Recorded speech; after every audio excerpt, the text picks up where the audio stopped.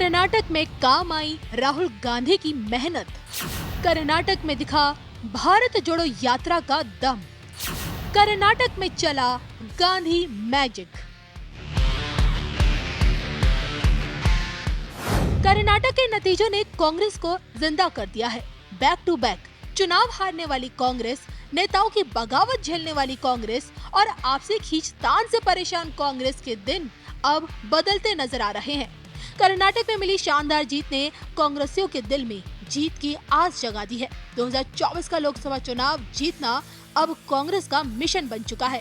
कांग्रेस मुक्त भारत का ख्वाब देखने वाले पीएम मोदी की राह अब मुश्किल होती जा रही है, क्योंकि अब कर्नाटक समेत 4 राज्यों में कांग्रेस बहुमत के साथ राज कर रही है। देश के 22% भौगोलिक इलाके पर कांग्रेस का शासन है और देश की 13% आबादी पर कांग्रेस राज कर रही है।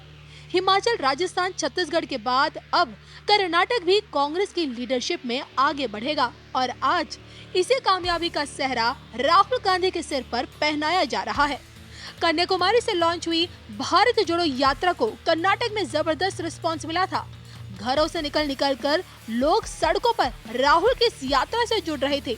इससे जन संपर्क में राहुल कर्नाटक को अपनी बात समझाने में कितने कामयाब हुए हैं, इसका परिणाम आज सबके सामने है। अब जो कि ममता बनर्जी ने भी कांग्रेस का समर्थन करने की बात कही, इस कारण मोदी विरोधी महागठबंधन में अब कांग्रेस मजबूती के साथ खड़ी दिखेगी। लेकिन क्या महागठबंधन राहुल को बतौर प्रधानमंत्री उम्मीदवार पेश करेगा? कर्नाटक में मोदी को हराने वाले राहुल गांधी क्या देश के अगले प्रधानमंत्री होंगे? इसको लेकर देवकीय डॉक्टर श्रीपति त्रिपाठी जी की भविष्यवाणी क्या कहती है, देखिए सिर्फ धर्म ज्ञान पर। कांग्रेस को कर्नाटक में मिली जीत क्या दर्शाता है? 2024 में कांग्रेस लोकसभा चुनाव में, विधानसभा चुनाव में क्या अपनी परचम लहराएगी? जानिए राहुल गांधी की कुंडली से कि 2024 में कांग्रेस का कैसा रहेगा प्रदर्शन। नमस्कार, मैं हूं डॉक्टर श्रीपति त्रिपाठी। कर्नाटक विधानसभा चुनाव में कांग्रेस को मिली बड़ी जीत ने विपक्षियों की बोलती बंद कर दी है। भारतीय राष्ट्रीय कांग्रेस की स्थापना की बात करें तो इसकी स्थापना 28 दिसंबर 1885 को हुई थी।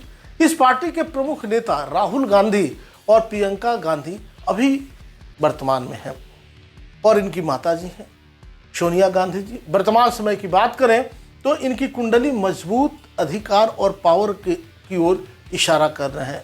इसके अलावा इस साल हुए शनि और शुक्र गोचर के फल भी कांग्रेस के पक्ष में जाते दिखाई दे रहे हैं। लेकिन भले ही कर्नाटक राज्य की सत्ता कांग्रेस की झोली में डाल दी हो, लेकिन कांग्रेस की मुश्किलें तुरंत खत्म नहीं होने वाली हैं। पिछले दिनों बने राहु, सूर्य और गुरु की मेष राशि में युति और मंगल की स्थिति के प्रभाव से कर्नाटक में कुछ महीनों तक सरकार के अस्थिर रहने की आशंका है। पार्टी को लोगों से किया वादा करने में दिक्कत आ सकती है। आपको बता दें कि कर्नाटक की जीत में प्रियंका और राहुल गांधी की कुंडली जबरदस्त रही। राहुल गांधी की कुंडली में माइनस पॉइंट्स की बात करें तो इनकी कुंडली में चंद्रमा के मंदिर योग में फंसे हुए हैं। आपको बता दें कि जब कुंडली में चंद्रमा किसी भी भाव में अकेला बैठा हो, यानी उसके आगे पीछे या पीछे के भाव में कोई भी ग्रह न हो और चंद्रमा ग्रह के ऊपर किसी ग्रह की दृष्टि न हो, तो ऐसे में केमद्रुम योग का निर्माण होता है। इस योग के कारण संभव है कि यह कई बार दूसरों पर निर्भर रह जाते हैं और अपनी दूरदर्शिता का इस्तेमाल नहीं कर पाते, जिससे उनको नुकसान होता है। राहुल गांधी की कुंडली जानने से पहले कांग्रेस पार्टी के बारे में आइए बता दें और जान लें। भारतीय राष्ट्रीय कांग्रेस की स्थापना 28 दिसंबर 1885 को हुई थी। इसकी शुरुआत एक ब्रिटिश सिविल सेवक एलन ऑक्टेवियन ह्यूम ने दादा भाई नौरेजी और दिनसा वाचा के साथ मिलकर की थी। इस दिन भारतीय राष्ट्रीय कांग्रेस का पहला सत्र बॉम्बे में आयोजित किया गया था और 31 दिसंबर तक जारी रहा। इसे आज लोग कांग्रेस पार्टी के नाम से जानते हैं। यह भारत की 2 प्रमुख राजनीतिक दलों में से एक है।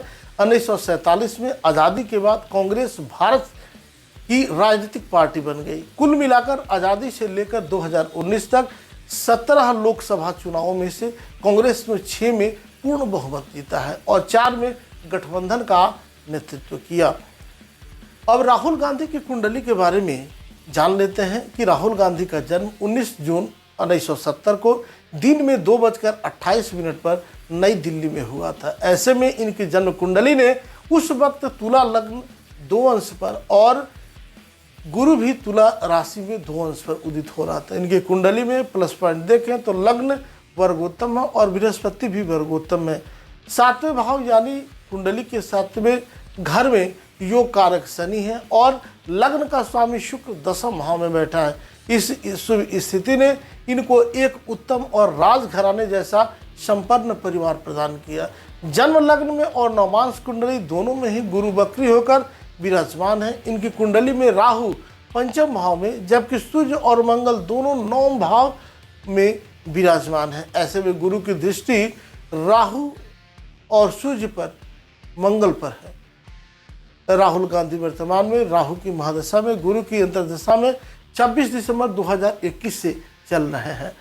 आपको बता दें कि जो 21 मई 2024 तक चलेंगे। इन्हीं ग्रह दशाओं के बीच नवंबर दिसंबर में मध्य प्रदेश, छत्तीसगढ़ तथा राजस्थान में चुनाव होंगे जो राहुल गांधी के लिए बेहद चुनौतीपूर्ण होंगे। वहीं आपको बता दें कि कर्नाटक में मिली जीत इनके लिए लाभकारी साबित हुआ है, लेकिन आने वाला समय इनके लिए थोड़े ठीक नहीं रहने वाले हैं। इसकी एक वजह यह है कि इस समय राहुल गांधी मार्च से राहु की महादशा में गुरु की अंतर्दशा और शुक्र की प्रत्यंतर में चल रहे हैं, मतलब गुरु चंडाल योग अभुत्वक नामक ग्रहण योग में चल रहे हैं। शुक्र की यह प्रत्यंतर दशा 2 मार्च से 26 जुलाई 2023 तक है। प्रत्यंतर दशानाथ शुक्र इनकी कुंडली में लग्नेश होकर 10वें भाव में विराजमान है, किंतु यह शुक्र दोनों ओर से पाप ग्रहों से घिरे हुए हैं। शुक्र एक ओर से केतु तो दूसरी ओर मंगल सूर्य से घिरा हुआ है। इससे पापकर्तरी दोष निर्मित हुआ है, जिसके प्रभाव से राहुल गांधी को आगामी जुलाई तक बड़ी चुनौतियों का सामना करना पड़ेगा। विपक्ष इन्हें हर तरह से घेरने की कोशिश करेगा।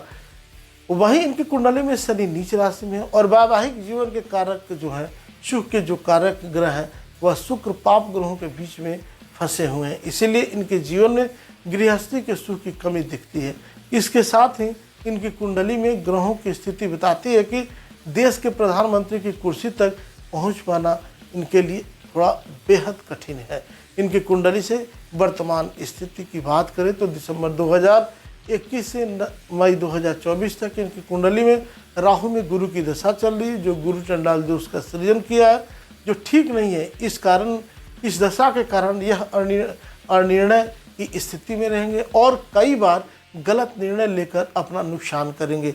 इसमें 15 अक्टूबर से सूर्य जब तुला राशि में आएंगे और केतु के साथ जुड़ जाएंगे तब इनकी परेशानी और भी बढ़ेगी। 2024 में भी जब लोकसभा चुनाव होगा तब भी राहुल गांधी जो हैं वह राहु में गुरु की दशा में चल रहे होंगे, जिससे 2024 में भी इनकी पार्टी को बहुत लाभ नहीं मिलेगा।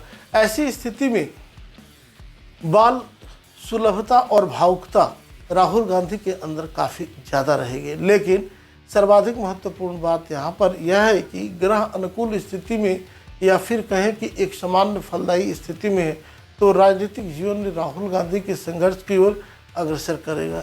इस नवमांश चक्र में खराब ग्रह शनि, बुध और शुक्र उत्तरार्ध की जीवन में काफ़ी कमज़ोर होते जा रहे हैं। नवमांश चक्र वृश्चिक लग्न का है, जिसमें सूर्य खुद लग्न में एक जलीय राशि में होने के कारण अत्यधिक कमज़ोर है और वहाँ पर शनि काफ़ी प्रबल स्थिति में दिखाई दे रहा है। साथ ही साथ एकादश भाव में शुक्र और सप्तम भाव में बुध काफ़ी मजबूत स्थिति में है, जो संघर्ष का सूचक है और इनके कुंडली में कठिनाई का सूचक भी है। पंचमेश गुरु द्वादश भाव में चर राशि में बैठे हुए हैं।